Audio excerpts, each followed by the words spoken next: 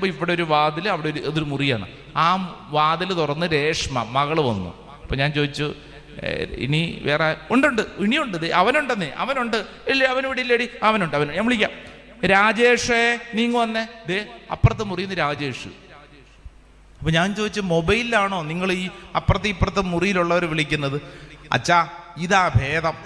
വാതിലെ മുട്ടിയാലൊന്നും ഒന്നും മിണ്ടൂല്ല.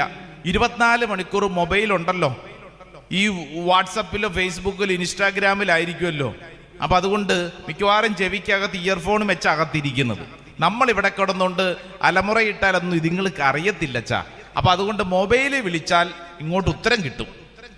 ഭക്ഷണം വേണോ, മെസ്സേജ് അയച്ചാൽ മതി എന്നാ പറഞ്ഞ. ഇങ്ങനെ ഇപ്പോഴും രീതി. മുഖത്ത് നോക്കി സംസാരം തീർന്നു. നമ്മുടെ വീടുകളിലൊക്കെ ചിന്തിച്ചേ, എല്ലാവരും വരുമല്ലോ. ഇപ്പൊ കുടുംബ പ്രാർത്ഥനയ്ക്കൊക്കെ വരുമ്പോഴത്തേക്ക് എല്ലാത്തിൻ്റെയും കയ്യിലുണ്ടാവും അല്ലേ?